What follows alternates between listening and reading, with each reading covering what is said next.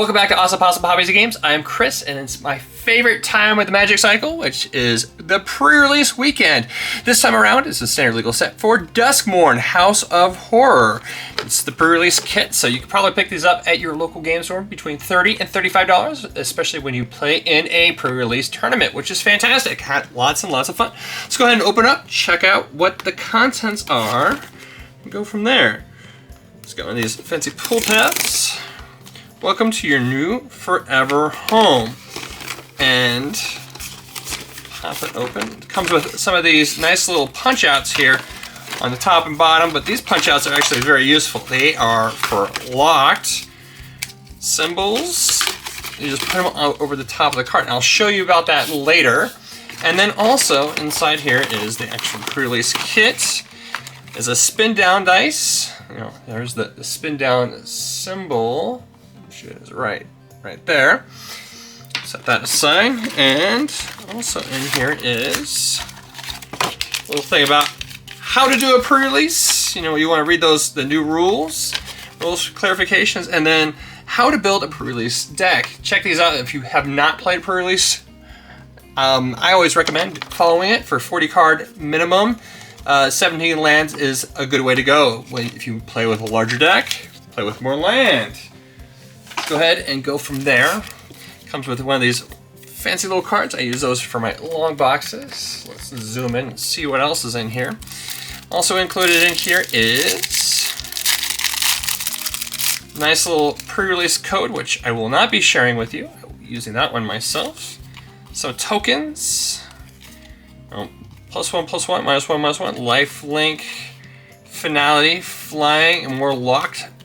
And then also you get your mileage may vary, but mine is Enduring Curiosity for the pre-release promo.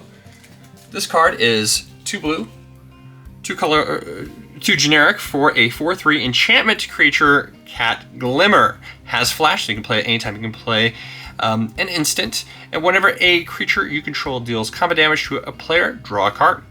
And when it dies, if it was a creature, return to the battlefield under its owner's control, and it's only an enchantment, not a creature, not enchantment creature. So you still retain that ability of whenever a creature you control deals combat damage to a player, you get to draw a card. So 4/3 for 4, not a bad card, not bad. Will it see constructed play? Probably not. Let's go ahead, and you also get 6 booster packs to be able to build your deck out of. Let's go ahead and check them out one at a time. These are play boosters. Not like set boosters. These are for playing for constructed or limited formats.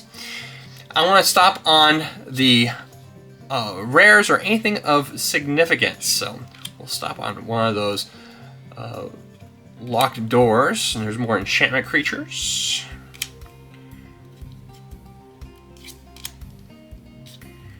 Just going slow so you can take a look at the deck itself, but I will stop on rares. Anything of note.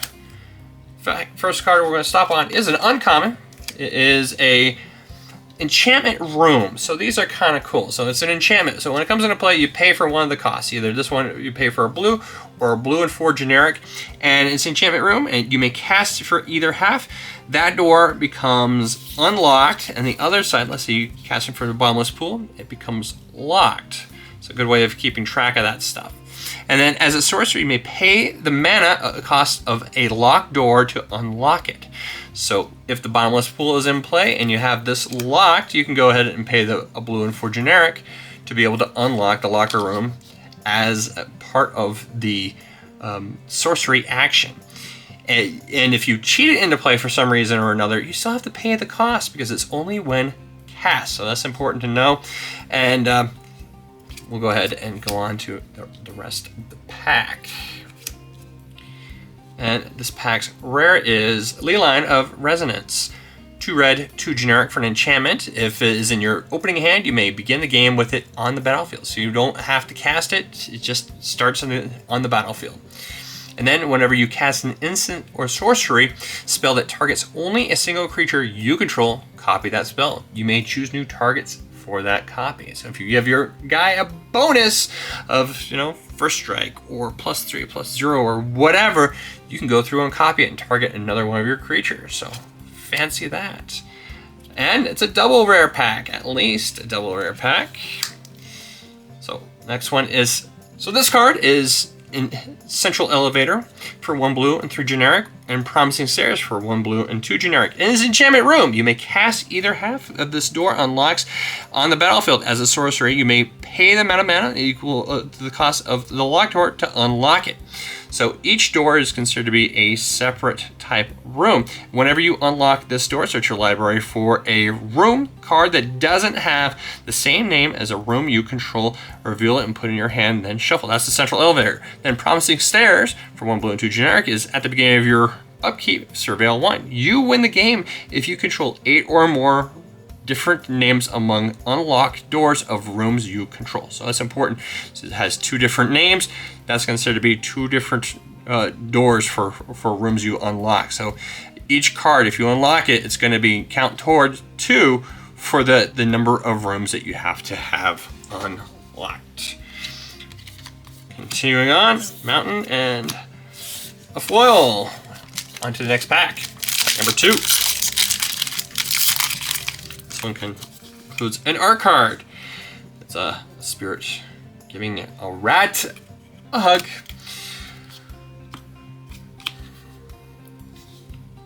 We'll stop anything interesting or the rares. Another room. Another room. Gotta get a room. Another room. There's lots of rooms in this, which is kind of cool. Lots of things that affect enchantments, and enchantments only.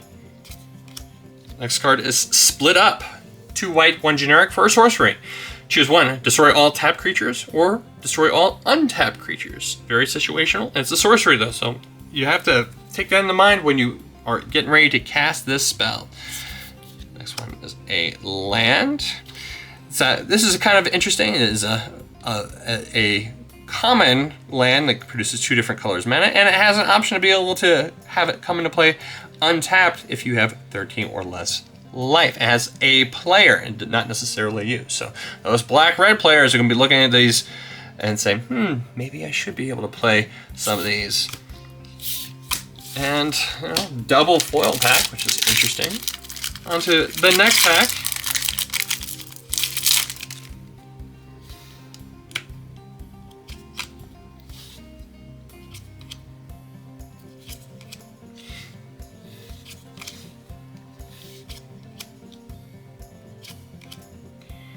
Found footage, interesting card.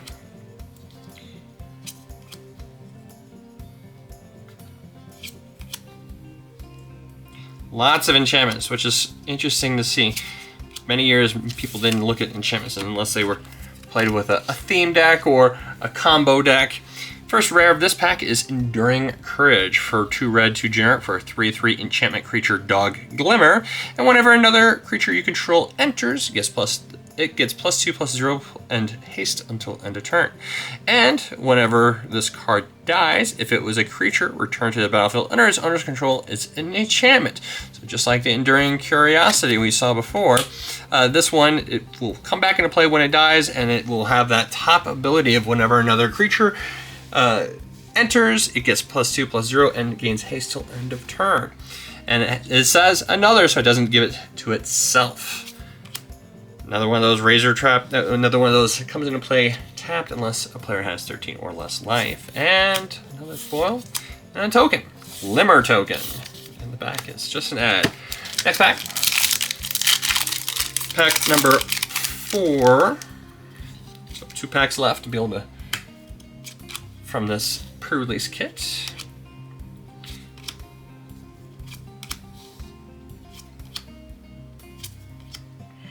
Another room. Another room. I wonder how many times pre-release weekend we're gonna hear the thing, oh, get a room! One of the rare dual lands for this set, Thornspire Verge. This is the green-red one, so it taps, produce a red, and then taps, produce green, activate only if you control a mountain or a forest. Nice little card. Those aren't great for pre-release, but they're fun to get because they're probably going to be worthwhile to be able to play in a constructed format. Another set of tokens.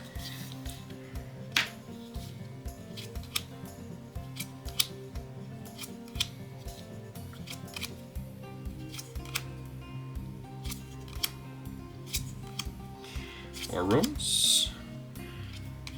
Demon. And the rare is Nashi, Searcher in the Dark, for a blue, a black. It's a 2/2 legendary creature, rat ninja wizard. Has menace, and whenever this card deals combat damage to a player, you mill that many cards. You may put any number of legendary or enchantment cards from among them into your hand. If you put no cards in your hand this way, put a +1/+1 counter on this guy. And another rare with the showcase border. Entity Tracker, for a blue and 2 generic, for a 2/3 creature human scout. Has flash, so you can play anytime you can play an instant. And Eerie, whenever an enchantment you control enters, and whenever you fully unlock a room, you get to draw a card. Bleeding Woods, we've seen that one. Growing Dread, another uncommon. On to the next pack. Last pack, number 6 of this pre-constructed deck. If you like this kind of content, please think about liking and subscribing. I really appreciate it. You know, being able to hit 1,000 subscribers would be fantastic. That's kind of the magic number for YouTube. Terramorphic Expanse. Brood Spinner. And Peer Past the Veil, for a green, a red, and 2 generic. It's an instant. Discard your hand, then draw X cards, where X is a number of card types among cards in your graveyard. As an instant, that's not a bad way to be able to fill your hand up, especially if you have no cards to discard. So, next one for us, and a foil rare. This one's very widely talked about right now. For a blue and 5 generic, it is Marina Vendaral's Grimoire. It's a legendary artifact, and when it enters, if you cast it, draw 5 cards. You have no maximum hand size, and don't lose the game for having 0 or less life. Whenever you gain life, you get to draw that many cards. Whenever you lose life, discard that many cards.